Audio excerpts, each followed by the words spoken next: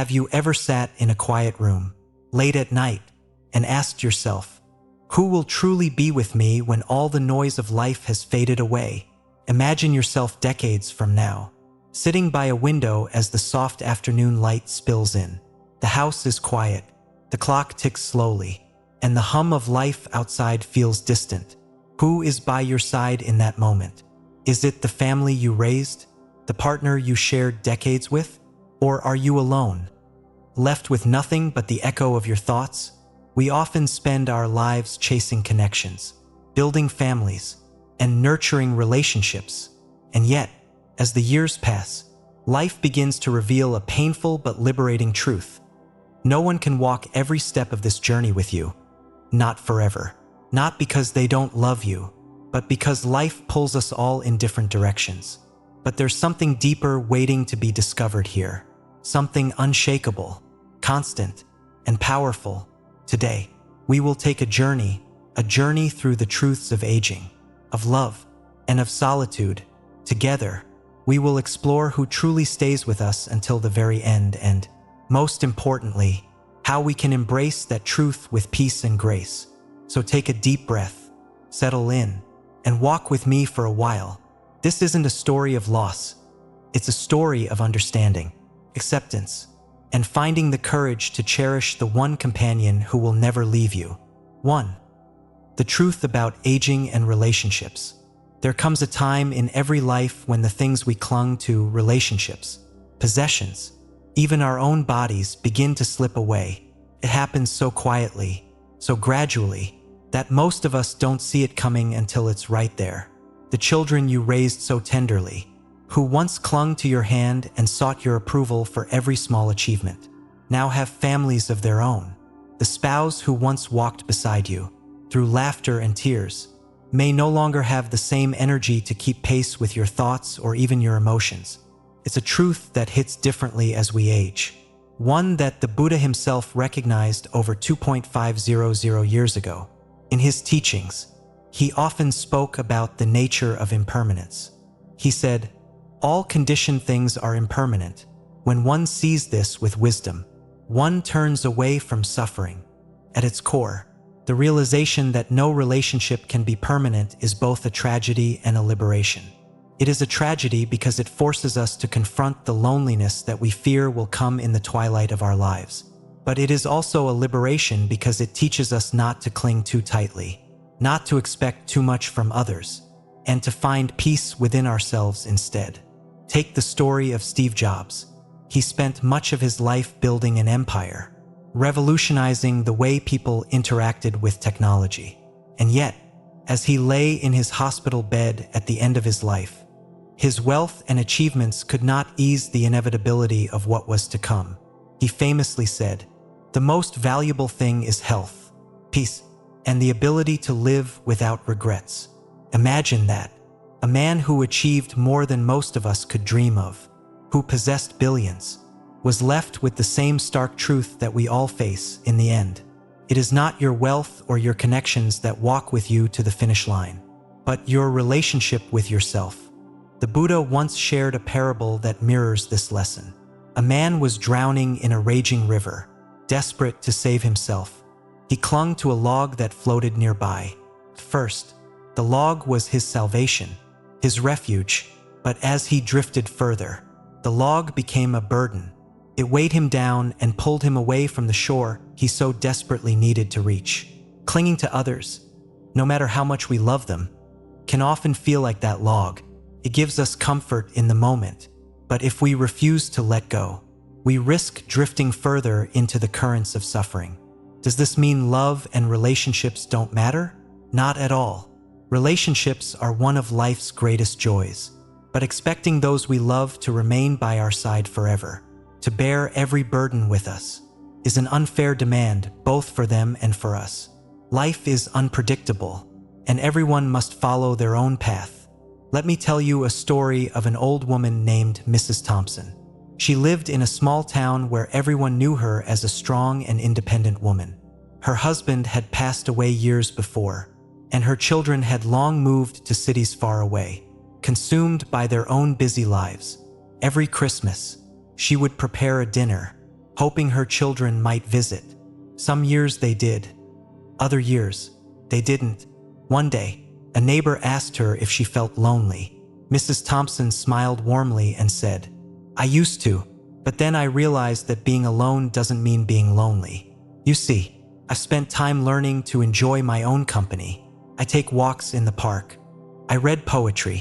I speak to the flowers in my garden. I've become my own best friend. And when my children do come to visit, I'm not weighed down by resentment or longing. I welcome them with joy, and I let them leave with peace." Mrs. Thompson's story is simple, but it carries a powerful truth. The people we love will come and go, not because they don't care, but because they, too, are living their lives. When we learn to release the expectation that others must fulfill us, we free ourselves. We begin to find contentment in our own presence. In the teachings of Buddhism, this is the path to non-attachment. It does not mean that we abandon love or relationships. Rather, we learn to love deeply but without clinging. We cherish the time we have with others, but we also accept when it is time to let them go. The older we get, the more we see that life moves in cycles.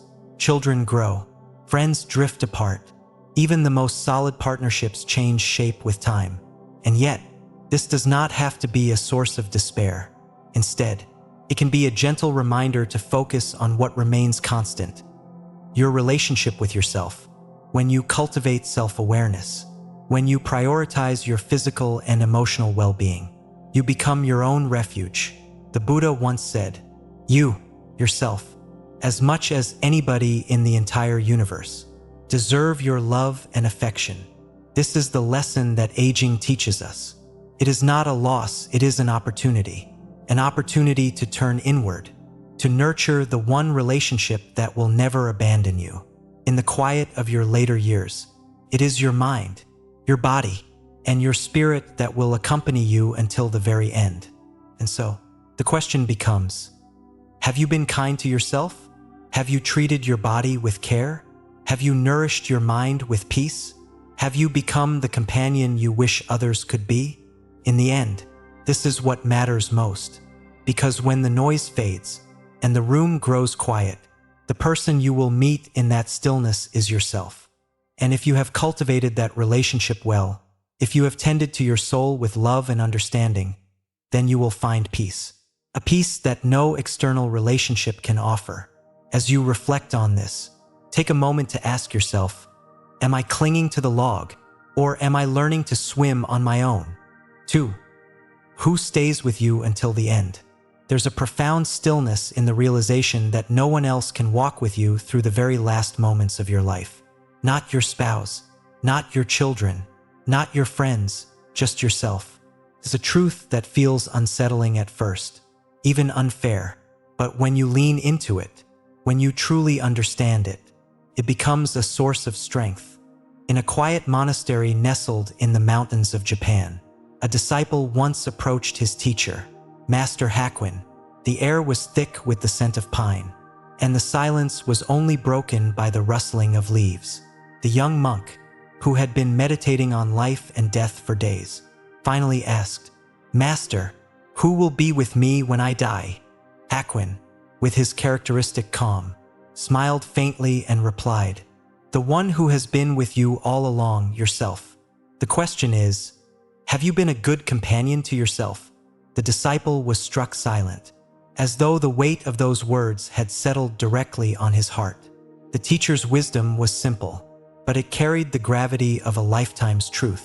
At first glance, this answer seems solitary, maybe even isolating, but look deeper, and you'll see the liberation hidden within. The truth is, from the day we are born to the day we exhale our final breath, the most intimate relationship we have is with ourselves. And yet, how often do we nurture that relationship? How often do we offer ourselves the love, care, and attention that we so freely give to others? The Buddha often spoke of the importance of looking inward. In one of his teachings, he said, "You can search the entire universe for someone who is more deserving of your love and affection than you are yourself, and you will not find that person anywhere." This teaching feels so distant from how most of us live. We pour ourselves into the lives of our loved ones, working tirelessly to be good parents, good partners, good friends. And while this love is beautiful, can sometimes leave us depleted. We push our own needs aside, believing that self-care is selfish, that our value lies in how much we give to others. But what happens when life slows down? When the house is empty, the phone is silent, and the days stretch on with no one to fill them? There's a story about an old man named Elias who lived alone in a small cottage in the countryside. He had raised 3 children and buried his wife years ago. His children lived in far-off cities, and though they visited when they could, the visits grew fewer as life carried them along. Elias was often asked by neighbors if he felt lonely, living all alone, but Elias would smile and shake his head. "I'm not lonely," he would say. "I've spent years learning to enjoy my own company. I have my books, my thoughts, and the quiet sounds of the world around me. I've come to understand that you can't depend on others to fill the silence. You have to learn to embrace it." Elias had a small habit that spoke volumes about the peace he had found. Every morning, he would sit on his porch with a cup of tea and simply watch the world wake up. He watched the sun creep over the hills, the birds scatter into the sky, and the dew glisten on the grass. In those moments, he was fully present with himself. He had no need for distractions, no craving for company. He had become his own closest friend. Elias's story is not a tragic tale of abandonment, but one of triumph, of learning to live fully, even when life feels still. And this is what we so often forget. Being alone does not mean being lonely. Loneliness is not the absence of others. It is the absence of connection to oneself. The Buddha taught that we must tend to our minds as a gardener tends to a garden. If we neglect our inner world, if we let weeds of self-doubt, regret, and bitterness take root, then we cannot find peace. But if we cultivate mindfulness, gratitude, and self-compassion, we create a space within ourselves where we can rest. No matter what life brings, let's think about this on a practical level. How do we become good companions to ourselves? It begins with small, deliberate acts of care. You wouldn't ignore a friend who is hurting or speak harshly to someone you love, so why do it to yourself? Begin by treating yourself with the same kindness and patience you would offer a dear friend. Imagine your body as a loyal companion who has carried you through life, through laughter, heartbreak, sleepless nights, and long days of work. Have you thanked it? Have you nourished it with good food, restful sleep, and gentle movement? Or have you punished it with neglect and criticism? Your mind, too, deserves your care. It is with you in every moment, shaping the way you see the world. Yet, we fill it with worry, resentment, and negative self-talk. What if, instead, you filled it with quiet, mindful thoughts? What if you gave it space to breathe? A woman named Hannah shared how this practice transformed her life. For years, she had been caught in a cycle of anxiety, always focusing on the needs of her family while ignoring her own. One day, after a health scare, she realized she had spent decades caring for everyone but herself. She started small, 10 minutes of meditation in the morning, an evening walk by herself, a promise to speak kindly to herself, even on bad days. "It's like I found myself again," she said. "I became someone I enjoy being around, and now, when I'm alone, I feel at peace." Her words remind us that solitude can be a gift, not a punishment. When you learn to enjoy your own company, you are never truly alone. There's another layer to this truth, one that resonates deeply with Buddhist teachings. When we accept that we are our own constant companions, we also begin to release our attachment to others. This does not mean we stop loving them. On the contrary, it allows us to love them more freely. The Buddha described this kind of love as metta, or loving kindness, an unconditional love that expects nothing in return. When we no longer depend on others to complete us, we free them to live their own lives, and we free ourselves from the suffering of unmet expectations. Think of it this way: when you learn to walk your path with grace, others can join you. but you do not need them to carry you. You stand strong on your own, grounded in the knowledge that you are enough. Master Hakuin's words are not a warning, they are an invitation to turn inward, to nurture the only relationship that will be with you until the very end. Imagine reaching the final moments of your life and meeting yourself with love, not regret. Imagine looking back and knowing that, through every challenge, you were there for yourself. You were your own refuge. In the end, this is the truth we must all embrace. The person who will stay with you, in every moment, through every joy and sorrow, until your very last breath, is you, your body, your mind, your spirit. They are your lifelong companions. So I ask you, as Master Hakuin once asked his disciple, have you been a good companion to yourself? If not, begin today. Speak kindly to yourself. Take care of the body that carries you. Quiet your mind and allow it to rest. Because when you become your own friend, you will find a peace that no one can take from you. And when the world grows quiet and the days feel heavy, you will know that you are never truly alone. 3. The importance of health and self-care. In the quiet stillness of aging, when the rhythms of life begin to slow, it becomes impossible to ignore the truth that has always been with us. Health is the foundation of everything we hold dear. It is a truth that often feels distant in youth, when energy feels limitless and the body unshakable. But as time passes, health reveals itself as the most valuable treasure. And when it begins to slip away, even the deepest love cannot shoulder the weight of our suffering. There is a man I once knew. His name was Arthur. A kind, strong man in his youth. Arthur had spent decades working tirelessly to provide for his family. He was the sort who never missed a day at work, no matter how exhausted he felt. Late nights, early mornings, skipped meals, and long stretches of stress were badges of honor for him. "I'll rest when I'm older," he'd say with a chuckle. And then older came. By the time he turned 70, his body began to revolt. The years of neglect surfaced in the form of chronic pain, heart problems, and restless nights filled with regret. I remember visiting him one day and seeing him sitting quietly by the window, his once strong frame frail and bent. He looked up at me and smiled faintly. "You know," he said softly, "I spent my whole life taking care of everyone else, but I never stopped to take care of myself. I didn't realize how much I was asking of this body until it couldn't carry me anymore." Arthur's words hit me deeply. They echoed the truth of Buddhist wisdom. The body is the temple of the mind.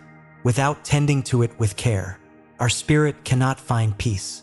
Just as you would never allow a temple to fall into disrepair and expect it to inspire calm and reflection, you cannot neglect your body and expect your mind to remain strong and clear. In Buddhism, mindfulness extends beyond meditation and thought. It includes how we treat ourselves physically. Our body is not just flesh and bones. It is a vessel for our experiences, our emotions, and our journey through life. And yet, we often treat it as an afterthought. We push it to its limits, feeding it poorly, resting it rarely, and ignoring its quiet pleas for care until it screams in pain. Take the story of Siddhartha Gautama before he became the Buddha. He spent years practicing extreme asceticism, believing that denying his body was the path to enlightenment. He starved himself, pushed his body to the brink, and still found no answers. It wasn't until he discovered the middle way, a path of balance and moderation, that he understood the body must be nurtured, not neglected. It is through this harmony that true peace is found. This lesson rings even louder as we grow older. The body, once so resilient, becomes fragile. The energy we took for granted begins to dwindle. Tasks that once seemed effortless, standing up, walking, lifting a grandchild, suddenly feel monumental. It's in these moments that we realize health is not just about avoiding illness. It's about preserving the freedom to live with dignity and joy. There is a woman named Mary who taught me a lot about this kind of freedom. In her late 60s, after retiring from a career in education, Mary was diagnosed with early-stage osteoporosis. Instead of resigning herself to decline, she decided to make a change. Every morning, she would wake at dawn, lace up her shoes, and go for a gentle walk. She began to eat mindfully, choosing nourishing foods that strengthened her bones and energized her body. Twice a week, she joined a yoga class where she practiced deep breathing and movement. Over time, something remarkable happened. Mary didn't just grow physically stronger. She began to glow with a quiet, unshakable peace. She would smile and say, "This body is my home, and I've finally learned how to take care of it. Carries me, so I carry it." Her story reminds us of a profound truth. Self-care is not selfish. It is an act of gratitude. When you care for your body, you are honoring the gift of life itself. You are showing gratitude for the vessel that allows you to experience love, joy, connection, and even suffering. And yet, so many of us resist this. We treat exercise as punishment and healthy food as deprivation. We see rest as laziness and meditation as a luxury we don't have time for. But what if we shifted our perspective? What if we approached self-care not as a chore, but as a sacred practice, an offering to the body that serves us so faithfully? Buddhist philosophy offers a beautiful perspective on this. In practicing mindfulness, we bring our full awareness to the present moment. This includes our actions, our thoughts, and our care for the body. Eating becomes an opportunity to nourish ourselves with gratitude. Movement becomes a celebration of what our bodies can do.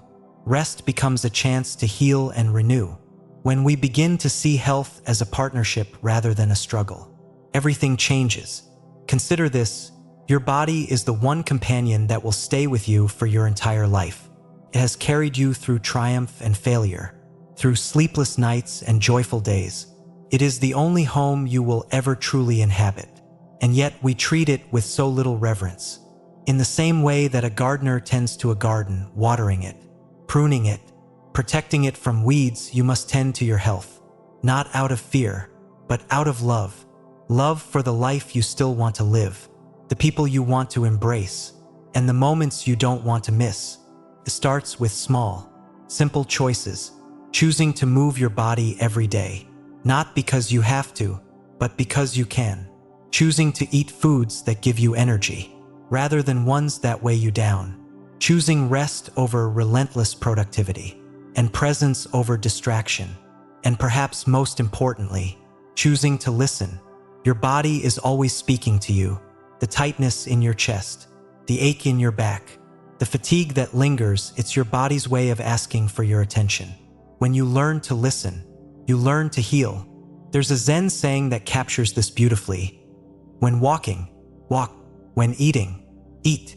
It is a reminder to be fully present, even in the simplest moments. When you eat, savor the food. When you move, feel the strength in your muscles. When you rest, allow yourself to fully let go. I often think of Arthur when I reflect on the importance of self-care. He spent so many years ignoring his body, believing that his sacrifices were noble. And yet, when he could no longer walk or stand without pain, he realized too late that he had been asking for too much. If Arthur could speak to you now, he would say this: don't wait. Don't wait for illness to remind you how precious health is. Don't wait for age to remind you that your body is not invincible. Start today.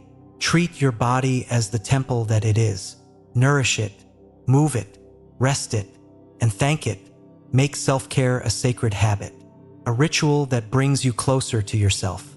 Because as the years pass, the health you build today will become the freedom you cherish tomorrow. In the end, it's not about living longer, it's about living better. It's about being able to sit in a chair without pain, to take a deep breath without strain, to hold the hands of those you love without trembling. It's about greeting each day with the quiet joy of knowing that you are taking care of the one companion who will always walk beside you, your own body. And so, I ask you this: what would change if you treated your body as your most valuable treasure? Whatever your answer, start there, because in caring for your health, you are not just honoring your body, you are honoring life itself. 4. The nature of relationships and expectations. There is an unspoken belief that runs deep in all of us. that the people we love most will always be there. We grow up with the idea that family, friends, and partners are constants in our lives, permanent fixtures that will never leave our side. And while love can be enduring, life itself rarely conforms to these expectations. People change, circumstances shift, and the tighter we cling to the idea that others must fulfill us, the more we suffer when reality doesn't align with our hopes. It is a lesson that is as old as time, and yet it catches so many of us by surprise. Why? Because attachment, so natural, so human, is the very root of our suffering. The Buddha himself said, "Attachment is the root of all suffering." These words are not a condemnation of love. They are a call to redefine it, to release the chains of expectation that turn love into something suffocating rather than freeing. There's a story of a man named Thomas that illustrates this beautifully. Thomas was a father of 3, a devoted husband, and a kind friend. In his younger years, he spent all of his time caring for his family, believing wholeheartedly that they would always be close. He would drop everything to help his children, offering advice, financial support, and a warm home they could return to any time. He imagined a future where they would visit him regularly, where holidays would be filled with laughter and conversation around a table full of food. But as his children grew older, their lives became busier. They moved to distant cities, started their own families, and began to drift away. Phone calls became less frequent. Visits were rushed, overshadowed by work and responsibilities. Thomas, sitting alone in his quiet house, began to feel a deep sense of betrayal. After everything I've done for them, he thought, how could they forget me? This pain, so sharp and heavy, was born not out of their absence but out of his expectations. He had tied his happiness to his children's presence, believing that their role was to fill his life with purpose. But when they, like all people, were pulled by the currents of their own lives, the thread of attachment turned into a source of suffering. When Thomas finally spoke about his feelings to an old friend, the friend shared a simple piece of wisdom. You raised your children to fly, not to keep them in a cage. Their lives are their own. Love them for who they are, not for what you expect them to be. Thomas's perspective began to shift. He realized that love isn't about holding on. It's about letting go. True love, as the Dalai Lama teaches, is freedom. If we cling to others, we suffer when they go their own way. True love is freedom, allowing people to live their journey while cherishing your own. This teaching feels radical in a world where we often measure love by how much others give us in return. But the Dalai Lama's wisdom reveals a higher form of love, one that is unconditional and liberating. To love someone without expectation is to love them fully, without the burden of needing them to fill a void or play a role they may not be able to. In Buddhist philosophy, the concept of impermanence, that everything in life is constantly changing, sits at the heart of this understanding. Relationships are no exception. The people who are closest to us today may not remain in that role forever. Sometimes, the changes are physical. Children grow up, friends move away, partners pass on. Other times, the changes are emotional. People outgrow relationships, perspectives shift, and bonds that once seemed unbreakable begin to fade. To cling to the idea that relationships should remain the same is to resist the natural flow of life. It's like trying to hold on to water with your bare hands. The tighter you grip, the more it slips through your fingers. But when we accept impermanence, we begin to experience relationships with a new kind of joy. We stop holding others to impossible standards and start appreciating them for who they are, right here, right now. Instead of demanding that they stay by our side forever, we cherish the moments they choose to be with us, knowing that nothing lasts forever, and that's what makes it so precious. There's a story from the time of the Buddha that captures this perfectly. A woman named Kisa Gautami, racked with grief, brought her dead child to the Buddha, begging him to bring the boy back to life. The Buddha told her he would help, but first, she needed to find a mustard seed from a home that had never known death or loss. Desperate for a miracle, Kisa Gautami went from house to house, asking for a mustard seed. At every home, she was met with the same response: "We have mustard seeds, but we, too, have known loss." Slowly, the truth settled in. Suffering, loss, and change were not unique to her. They were universal. Her child's death could not be reversed, but her suffering could be eased by accepting the impermanence of all things, even life itself. In relationships, the same principle applies. We must accept that love, as beautiful as it is, cannot protect us from change. We will lose people, not just to death but to life itself. They will grow, change, and sometimes move in directions that take them away from us. And that is not a betrayal. It is simply the way of things. Once we embrace this, we begin to see relationships not as permanent fixtures but as gifts. Every hug, every conversation, every moment spent together becomes something to be savored. We stop taking people for granted because we understand that nothing is guaranteed. I once met a woman named Claire who embodied this wisdom. Her husband of 30 years had passed away suddenly, leaving her alone in the home they had built together. At first, the silence was unbearable. She missed him in ways she couldn't put into words. But instead of drowning in grief, Claire chose a different path. "I realized that love doesn't disappear just because someone is gone," she said to me one afternoon. "Our time together was a gift. I could spend the rest of my life mourning what I lost, or I could carry his love with me, appreciating every moment we shared and using that love to fuel the rest of my journey." Claire didn't cling to the past or to the expectation that her life would always look the same. Instead, she carried the love forward, letting it transform into something new. She spent her days volunteering, traveling, and forming new connections, but always with a quiet gratitude for the love that had shaped her.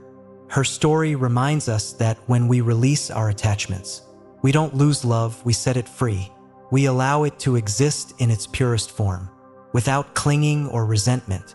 Expectations can weigh heavily on relationships, turning them into sources of disappointment rather than joy. But when we let go of those expectations, we make space for love to flow naturally. Instead of demanding that others fulfill our needs, we learn to fulfill ourselves. We stop looking to others to complete us and start seeing them as companions on a shared journey, free to walk alongside us for as long as they choose. In the end, relationships are at their most beautiful when they are based on freedom.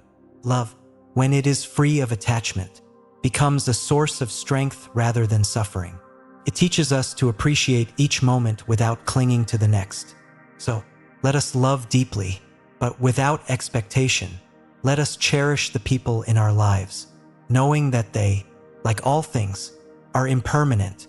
And let us remember the Dalai Lama's wisdom: true love is freedom, allowing people to live their journey while cherishing your own.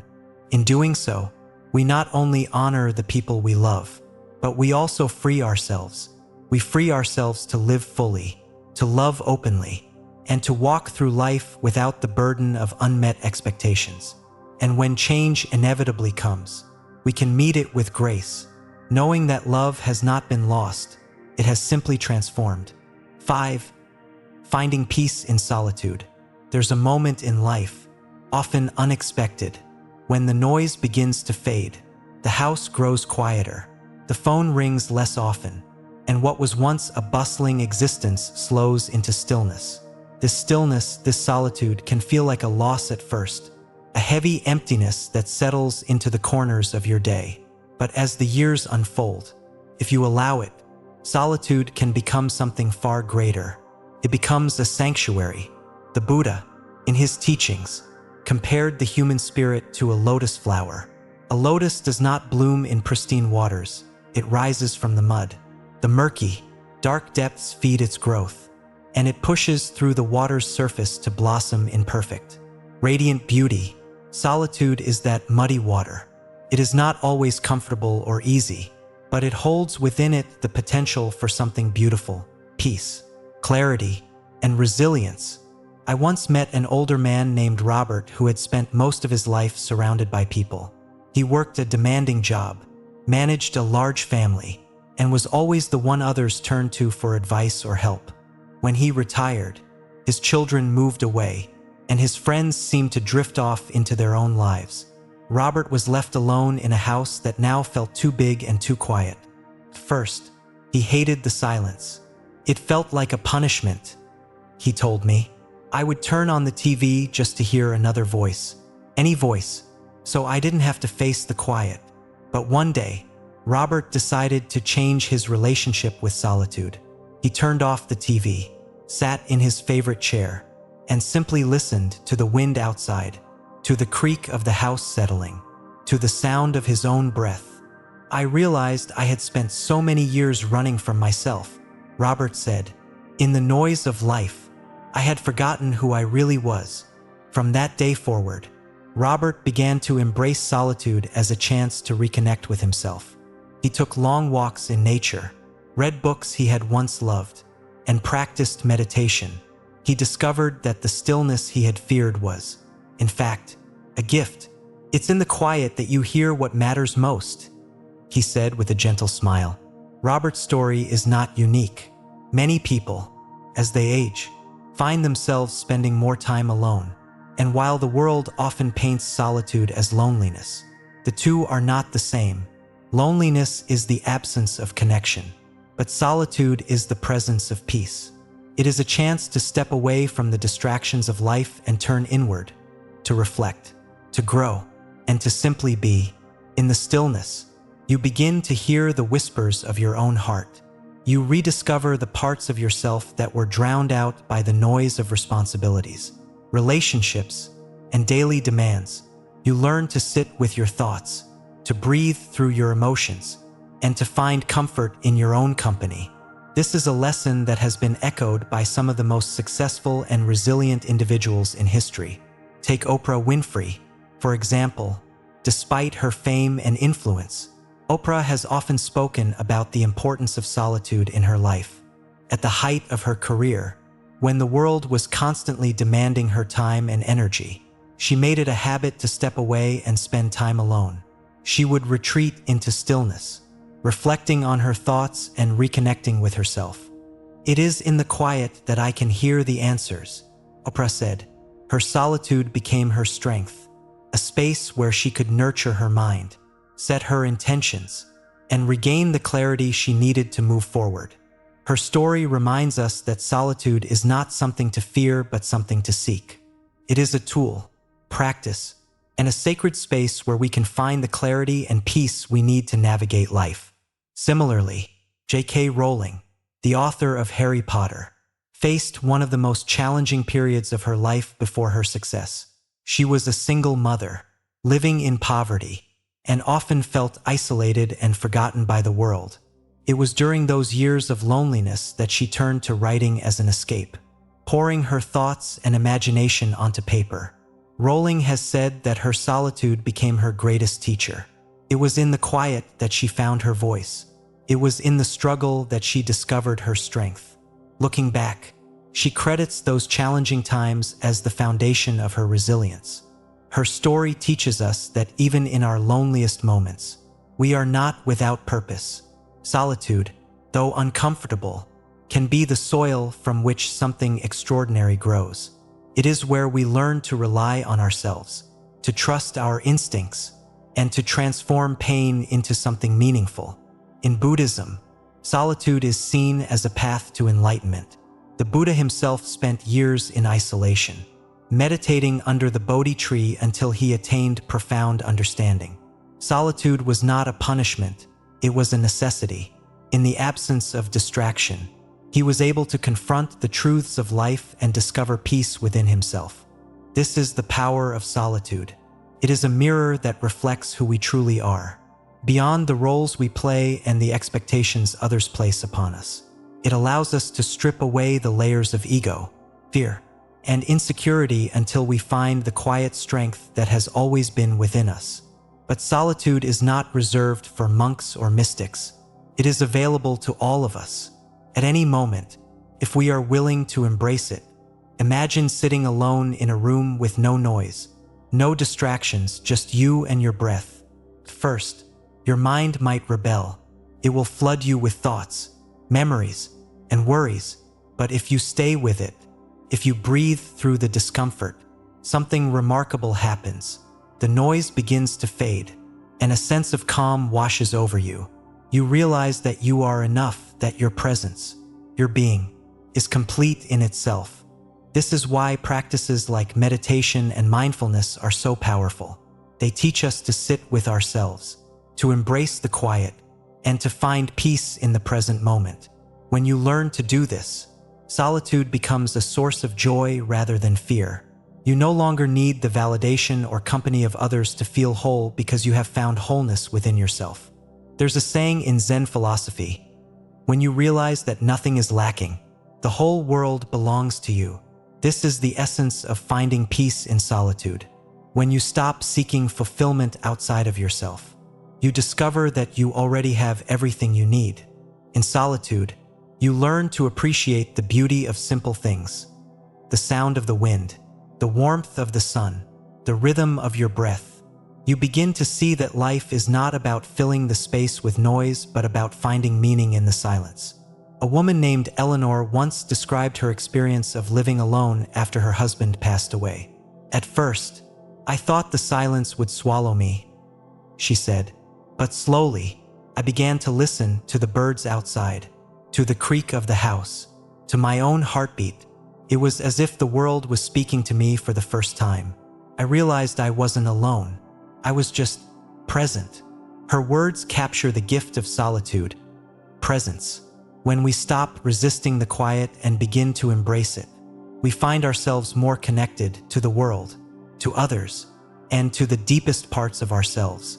Solitude is not an empty space. It is a fertile ground where peace, creativity, and clarity can grow. It is where you learn to listen to yourself, to the world, and to the truth that lies beyond words. And so, when life slows down and the stillness comes, don't fear it. Don't fill it with distractions or run from it. Sit with it. Breathe into it. Trust that within the quiet, there is something waiting for you, something strong, steady, and unshakable, because in solitude, you are not alone. You are with the one person who has been with you all along, yourself. And when you learn to cherish that relationship, you will find a peace that no amount of noise can disrupt. Just as the lotus rises from muddy waters to bloom in radiant beauty, so too can you rise from the discomfort of solitude and discover the quiet strength that lies within you. 7. A life of peace, not regret. There is a moment, somewhere near the end of our journey, when we look back and see our life as though it were a book. Each chapter, each memory is laid bare before us, and we begin to realize what truly mattered. We don't linger on how much money we made, the titles we held, or the recognition we chased. Instead, our hearts turn to simpler things, the quality of our health, the calm of our mind, and the strength of our spirit. The poet Mary Oliver once asked, "Tell me, what is it you plan to do with your one wild and precious life?"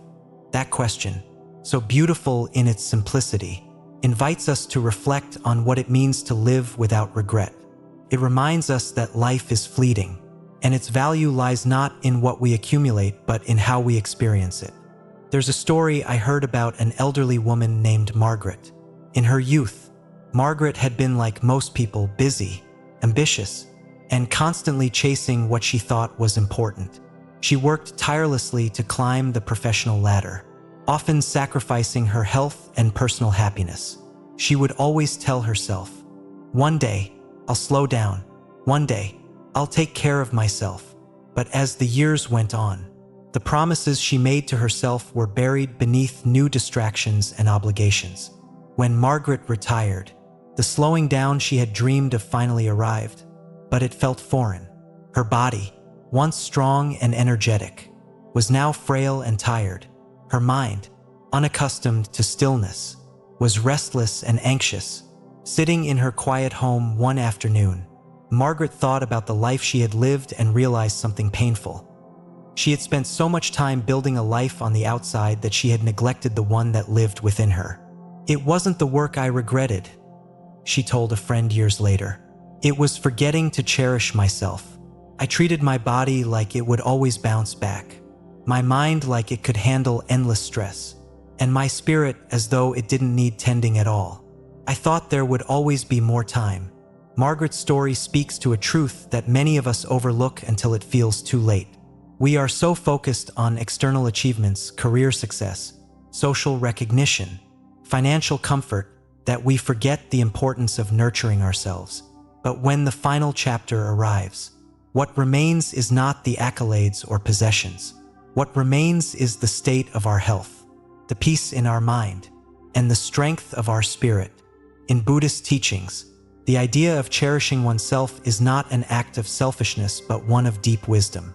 The Buddha often taught that true peace comes from within, and that we must take responsibility for our own well-being. This begins with understanding the interconnectedness of our physical, mental, and spiritual health. Imagine a beautiful tree standing tall in a forest. Its branches stretch wide, offering shade and shelter to those around it.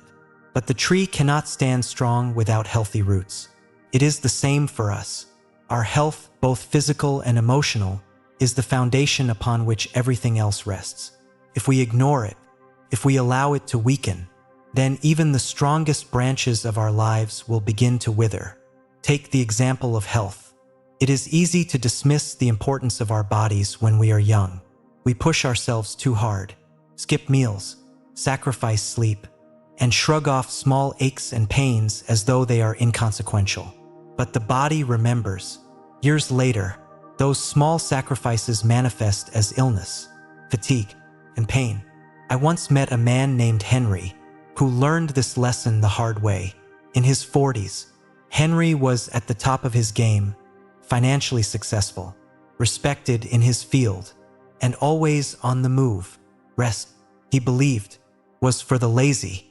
But when he reached his 60s, Henry's body began to rebel. A lifetime of neglect left him battling heart disease and chronic pain. One evening, as we sat together at a gathering, Henry shared his reflections with me.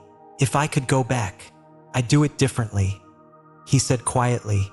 "I used to think success meant pushing through the exhaustion, but all it got me was a body that can't keep up. I would trade every dollar I earned for the chance to be healthy again." Henry's words were a sobering reminder that health is not something we can buy back. It must be tended to with care and intention. Our bodies, like loyal companions, carry us through life, but they need our love and respect to thrive. The mind, too, is a sanctuary that we often leave untended.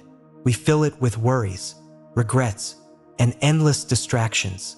We replay the past, obsess over the future, and forget to rest in the present moment. Yet, as Buddhist wisdom teaches, the mind is where peace is born. If we allow it to be clouded by fear and negativity, we rob ourselves of the joy that is available right here, right now. A woman named Sarah once told me how she transformed her life by learning to quiet her mind. After losing her husband, Sarah spent years drowning in grief and anxiety. "I felt like I was fighting a storm inside my head every day," she said. But one day, a friend introduced her to meditation. At first, she resisted. Sitting still felt unbearable. But with time and patience, Sarah began to see changes. "It was like I had opened a window in my mind," she said. "The storm didn't disappear, but I found a calm space in the middle of it. I realized that I didn't have to control everything, that peace could exist even in the chaos." The practice of mindfulness, of learning to still the mind and find presence in the moment, is one of the greatest gifts we can give ourselves. It is through this stillness that we discover the resilience and clarity to face life's challenges without losing ourselves.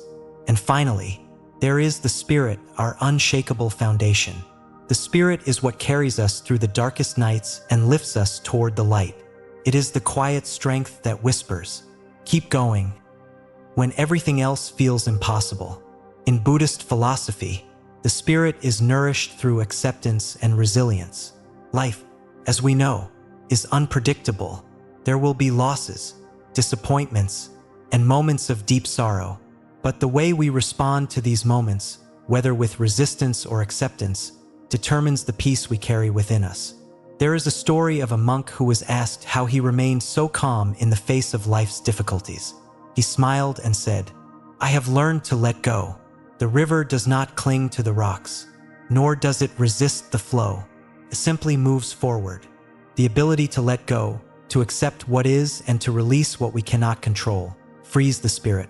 It allows us to find peace even in suffering, joy even in uncertainty. When the final chapter of our lives arrives, what will matter most is not how much we accomplished or what we owned. It will be the peace we cultivated within ourselves.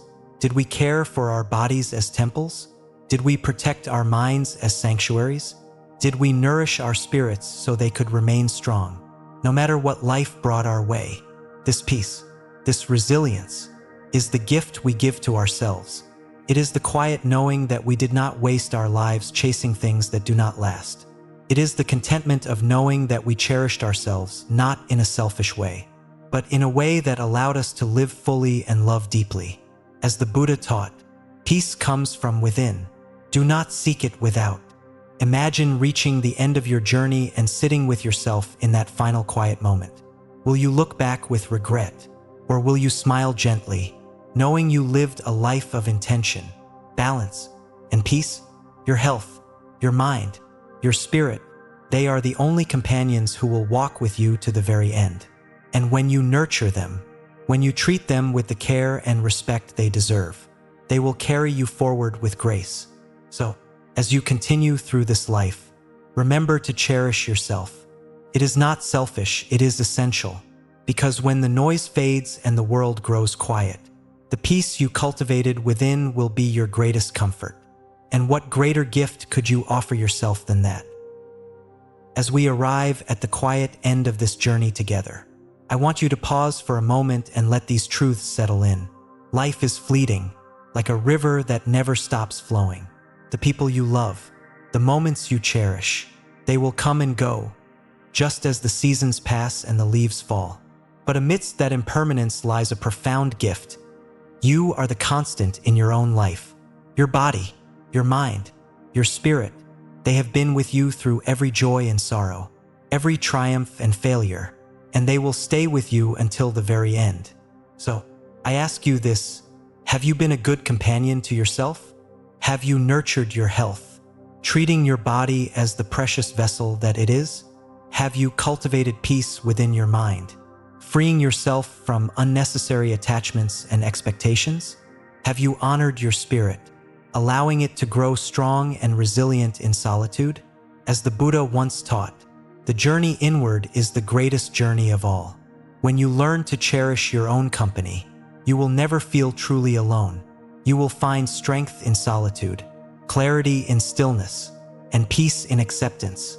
In those final moments, when the world fades to silence, it will be you and you alone who holds your hand, whispers words of comfort, and walks with you to the very end.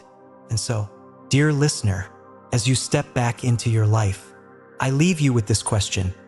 What can you do today to be a kinder, gentler companion to yourself? Take that question into your heart. Let it guide your actions, your thoughts, and your choices, because in the end, the relationship you build with yourself will be the most important one of all. Thank you for allowing me to share this time with you. If this message spoke to you, share it with someone who might need to hear it. And let me know in the comments, what are you doing today to care for your greatest companion? Yourself? Until we meet again, may you walk your path with strength, peace, and boundless joy. Namaste, or